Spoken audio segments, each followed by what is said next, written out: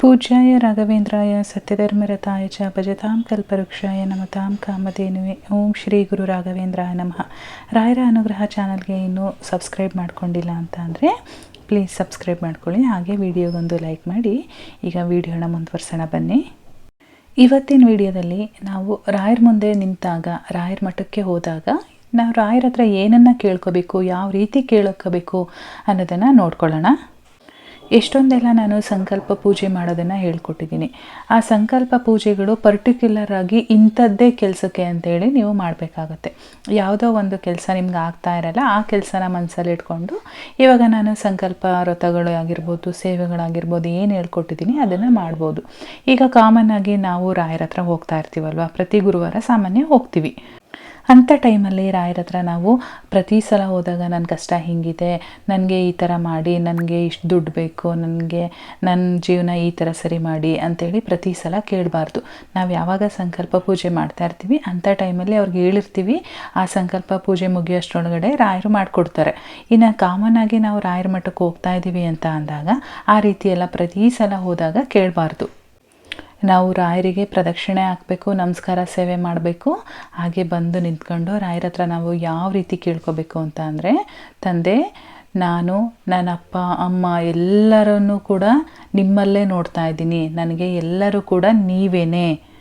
ನಾನಿವಾಗ ನಿಮ್ಮ ಪಾದಕ್ಕೆ ಬಂದು ಬಿದ್ದುಬಿಟ್ಟಿದ್ದೀನಿ. ಇನ್ನು ನನ್ನ ಕಷ್ಟ ಸುಖ ದುಃಖ ಎಲ್ಲ ನೀವೇ ನೋಡ್ಕೋಬೇಕು, ಎಲ್ಲ ನಿಮ್ಮ ಪಾಲಿಗೆ ಬಿಟ್ಬಿಟ್ಟಿದ್ದೀನಿ. ನನಗೆ ಏನು ಬೇಕು ಏನು ಬೇಡ ಎಲ್ಲ ನಿಮಗೆ ಗೊತ್ತು.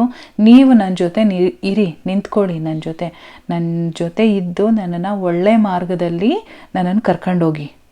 ನನ್ನ ಜೀವನದಲ್ಲಿ ನಾನು ಯಾವುದೇ ಕಾರಣಕ್ಕೂ ಕೆಟ್ಟ ದಾರಿ ತುಣಿಬಾರ್ದು. ನಾನು ಒಳ್ಳೆ ದಾರಿ ತುಣಿಯೋದಕ್ಕೆ ಏನೇನು ಆಗಬೇಕೋ ಅದನ್ನೆಲ್ಲ ನೀವು ನಿಂತು ನನ್ನ ಜೊತೆ ಮಾಡಿಸಿ. ಹಾಗೆ ನಿಮ್ಮ ಸೇವೆಗಳನ್ನ ಹೆಚ್ಚಾಗಿ ಮಾಡೋದಕ್ಕೆ ನನಗೆ ಅವಕಾಶಗಳನ್ನ ಮಾಡಿಕೊಡಿ. ನಿಮ್ಮ ಸೇವೆ ಮಾಡ್ತಾ ನನ್ನ ಜೀವನ ಕಳ್ಕೊಂಡಿರ್ತೀನಿ, ನನ್ನ ಜೊತೆ ನೀವಿದ್ದು ನನ್ನ ಜೀವನ ಸಾಗೋಕ್ಕೆ ಸಹಾಯ ಮಾಡಬೇಕು ನೀವು ಅಂತೇಳಿ ಕೇಳ್ಕೋಬೇಕು. ಈ ರೀತಿ ನೀವು ರಾಯರ ಹತ್ರ ಕೇಳ್ಕೊಂಡಾಗ ರಾಯರಿಗೆ ನೀವು ಇಡೋ ಪ್ರತಿಯೊಂದು ಹೆಜ್ಜೆನೂ ನೋಡ್ತಾ ಇರ್ತಾರೆ. ನೀವು ಕಷ್ಟದಲ್ಲಿ ಹೋಗ್ತಾ ಇದ್ದೀರಾ, ದುಃಖದಲ್ಲಿದ್ದೀರಾ, ಅಥವಾ ತಪ್ಪು ಮಾರ್ಗದಲ್ಲಿ ಹೋಗ್ತಾ ಇರ್ತೀರಾ ಅನ್ನೋದು ಪ್ರತಿಯೊಂದು ಗೊತ್ತಾಗ್ತಾ ಇರುತ್ತೆ. ನಿಮ್ಮನ್ನು ಯಾವ ಮಾರ್ಗದಲ್ಲಿ ಕರ್ಕೊಂಡು ಹೋಗಬೇಕು ಅನ್ನೋದು ಅವ್ರಿಗೆ ಗೊತ್ತಿರುತ್ತೆ. ನಮ್ಮ ಮನಸ್ಸು ಸ್ವಲ್ಪ ಕೆಟ್ಟದಾಗಿ ಯೋಚನೆ ಮಾಡಿದ್ರೂ ಅದನ್ನು ಒಳ್ಳೆ ದಾರಿಗೆ ತರೋದು ಹೆಂಗೆ ಅನ್ನೋದು ಅವ್ರಿಗೆ ಗೊತ್ತಿರುತ್ತೆ. ಹಾಗಾಗಿ ನೀವು ಪ್ರತಿ ಸಲ ಹೋದಾಗ ನಿಮ್ಮ ಕಷ್ಟಗಳನ್ನೇ ಅವ್ರ ಮುಂದೆ ಹೇಳ್ಕೊಬೇಡಿ. ನೀವು ನನ್ನ ಜೊತೆ ಇರಿ ಸಾಕು, ನನ್ನನ್ನು ಒಳ್ಳೆ ಮಾರ್ಗದಲ್ಲಿ ನಡೆಸಿ ಅಂತ ಕೇಳ್ಕೊಳ್ಳಿ. ಈ ರೀತಿ ಕೇಳ್ಕೋಬೇಕು ನೀವು ರಾಯರ ಮಠಕ್ಕೆ ಹೋದಾಗ. ಅವರೊಬ್ಬರು ನಮ್ಮ ಜೊತೆ ಇದ್ದರೆ ಸಾಕು. ನಮ್ಮ ಜೀವನ ಎಷ್ಟು ಯಾರಿರಲಿ ಯಾರಿಲ್ಲದೆ ಇರಲಿ ನಮಗೆ ಮ್ಯಾಟ್ರೇ ಆಗಲ್ಲ. ನಾವು ರಾಯರು ಒಬ್ಬರು ನಮ್ಮ ಜೊತೆ ನಿಂತ್ಕೊಂಡ್ರೆ ಅವ್ರು ನಮ್ಮ ಜೀವನದಲ್ಲಿ ಒಳ್ಳೆ ಮಾರ್ಗದಲ್ಲಿ ಒಂದು ದಾರಿ ತೋರಿಸ್ತಾ ಇದ್ದರೆ ಸಾಕು.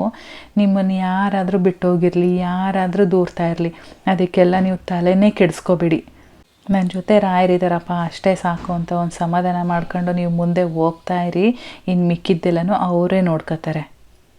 ಸೊ ಗೊತ್ತಾಯ್ತಲ್ವಾ? ರಾಯರ ಮಠಕ್ಕೆ ಹೋದಾಗ ರಾಯರ ಮುಂದೆ ನಿಂತಾಗ ನೀವು ರಾಯರ ಹತ್ರ ಏನು ಕೇಳ್ಕೋಬೇಕು, ಯಾವ ರೀತಿ ಕೇಳ್ಕೋಬೇಕು ಅಂತೇಳಿ ಇನ್ನು ಮುಂದೆ ಅದೇ ರೀತಿ ಕೇಳ್ಕೊಳ್ಳಿ.